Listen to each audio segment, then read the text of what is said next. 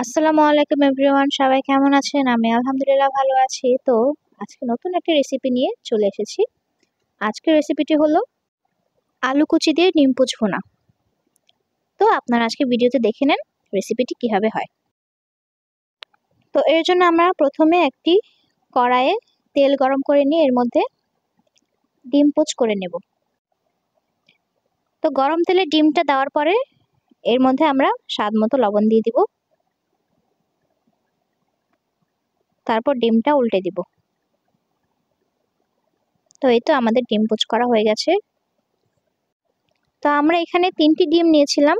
তো এর মধ্যে আমরা এক এক করে 3টা ডিম পোচ করে নেব।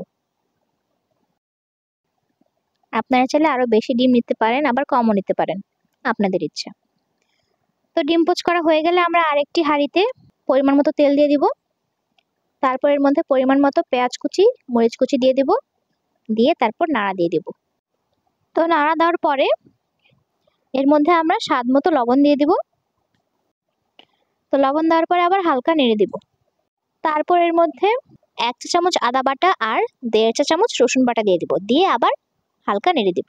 তো নাড়াচাড়া দেওয়ার পরে এর মধ্যে দিয়ে দেব 1 চা চামচ হলুদের গুঁড়ো, 1 চা চামচ মরিচের গুঁড়ো, 1.5 চা চামচ ধনিয়ার গুঁড়ো আর 1/2 চা চামচ জিরার গুঁড়ো।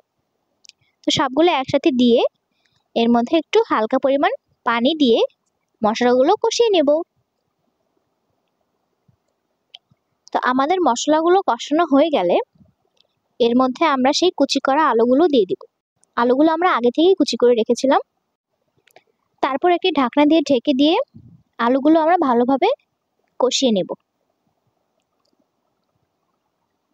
তো এই তো আমাদের আলুগুলো কষানো হয়ে গেছে।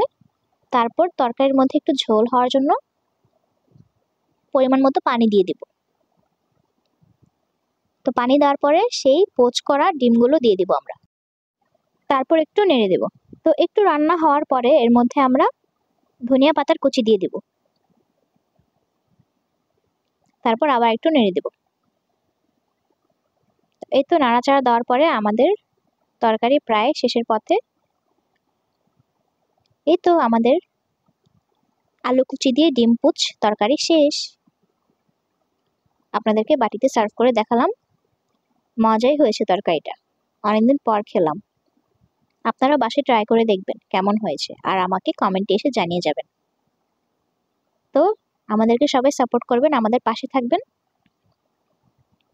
তো সবাই ভালো থাকবেন, সুস্থ থাকবেন। আল্লাহ হাফেজ সবাইকে। আসসালামু আলাইকুম।